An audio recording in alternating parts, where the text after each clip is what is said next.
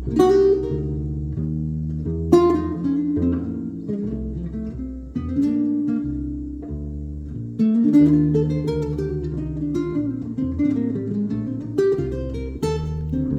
you ever played a pretty good solo and then completely ruined it with the ending?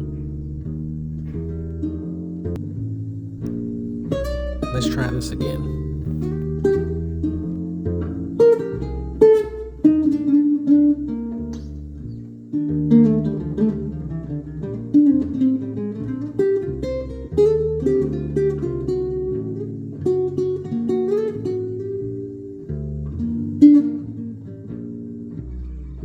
Much better. As jazz players, we spend most of our life learning how to solo, but we don't spend any time on how to end that solo. So in today's video, I'm going to give you three ways on how you can end your jazz solo, and it can work over most jazz tunes. When we're soloing, we tend to think what note comes next, and then what's the next note, and then what's the next note after that. Then before you know it, you look up, your solo's done, and you're supposed to stop, and then you end abruptly, or you cram everything that you know into those last couple of beats before you finish your solo. And a good ending isn't created that way. A good ending is created because you know where you were going and you know how to end. Here's the first thing I want you to understand. Your final note matters, but the notes before your final notes matter just as much. So, playing behind me now is a G minor groove, and I'm gonna just end on the root. So,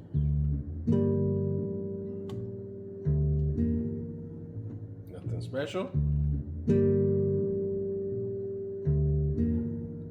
So, technically it's resolved, but it doesn't feel that resolved. So check this out. Instead of going from there, what if I did better, right?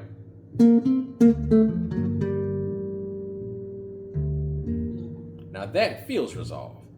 So don't think what note should I stop on. Instead think how am I going to arrive at that note. So once you understand that, endings become much easier.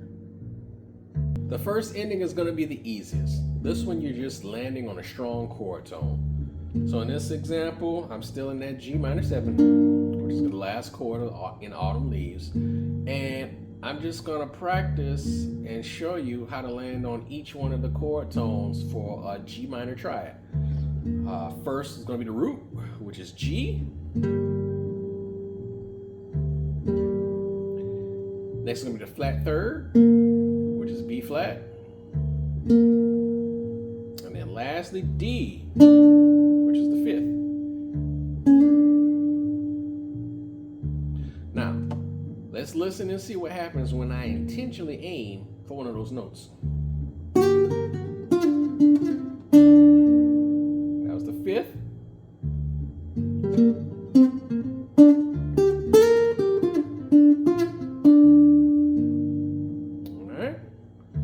Let's do the flat third.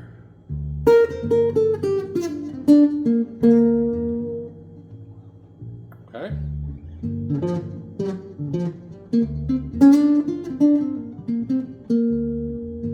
It's flat third. Now, lastly, the root.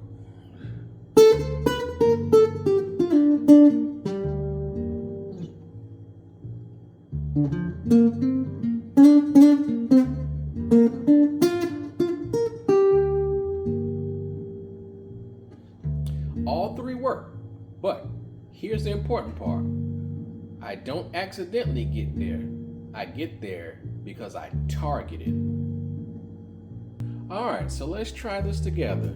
So I got the bass playing a walking line going from A minor 7 flat 5 to D7 to a G minor. And what I want you to do is solo over the top of it, but then when we get to that G minor, I want you to land on the third, flat third, that B flat, okay? I'm gonna count you in, and let's do this together. I'll count for you, if that's okay. All right.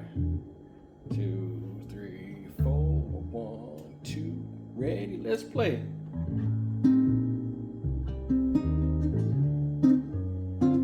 B flat.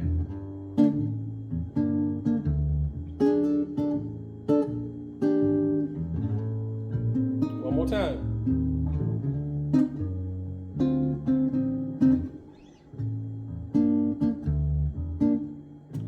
Let's try D this time.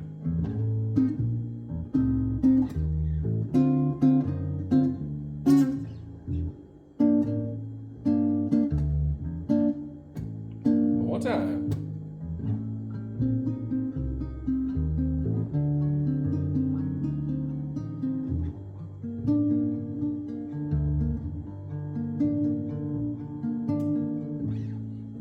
Good. So already you're not wondering how the solo ends. You decided beforehand how you got there. Good job. The second ending is way more sophisticated, but it's equally just as easy. And that's going to be approaching your target note from either a half step above or a half step below. So in this case, we're going to take the root, the G, and we're going to approach it from a half step below. So here's what this is going to sound like.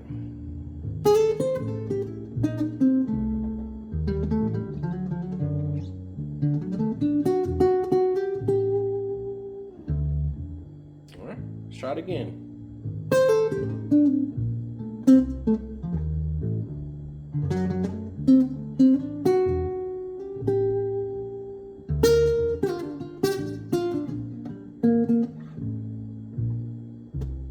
So with that one, why does it work? It's because your ear, when it hears that, it really wants it to go. It needs to go somewhere. And what you're doing is you're creating a tiny question as well inside of that and then answering it. So as we learned in the previous series, we're combining call and response, tension release, and target notes all inside one ending. Like this.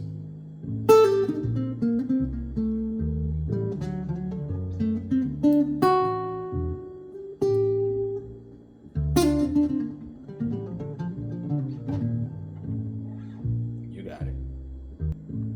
So ending number 3 is going to be the rhythmic ending. So this one, we're going to stop thinking about notes for a second, and we're just going to focus on rhythm. Okay? So like this.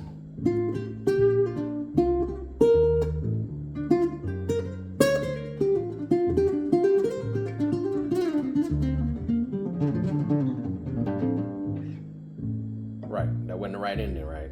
No, it definitely wasn't. So let's try it again.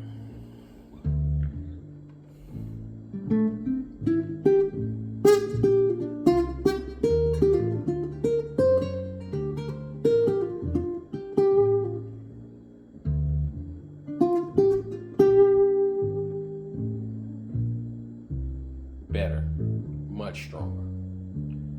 So the silence after the phrase tells the listener, I'm done. And confidence isn't always playing something. Sometimes confidence is knowing when not to play. All right, so now let's hear all 3 of them back to back. So first off, we have our chord tone, then the approach note, then the rhythmic ending. All right, let's see what we got.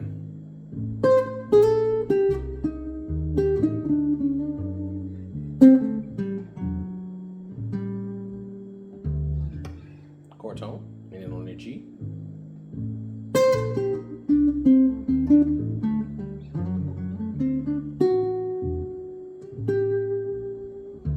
Approach note, now rhythmic. All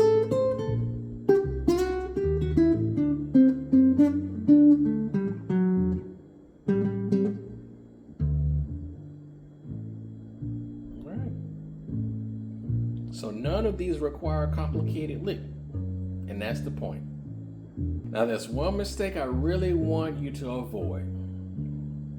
It's gonna sound like this. All right, let's wait for it to turn back around.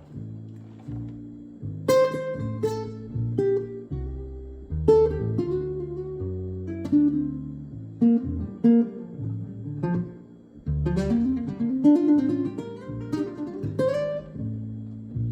that's something that a lot of players do, and I used to do it as well, and sometimes do it, is you panic, you realize the song is about to end, and then you suddenly try to cram everything you know into the last two measures. So let's not do that. You don't have anything to prove in the final bar. In fact, I'd rather hear you play 3 intentional notes.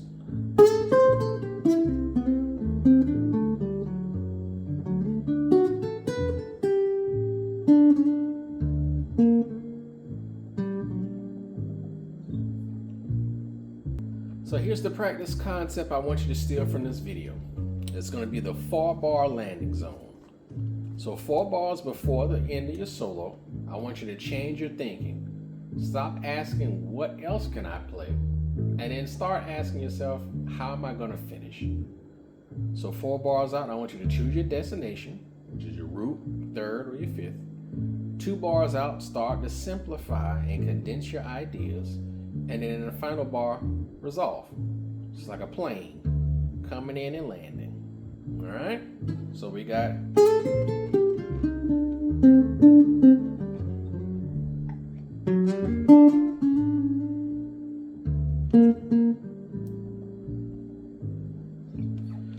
So with that one, I knew I was going to go to the root, and I played some stuff here, came down, slowed it down, and then resolve.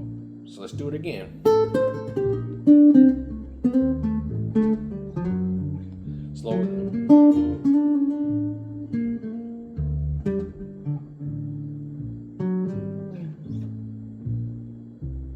Now the ending sounds intentional because I started thinking about it before the last note.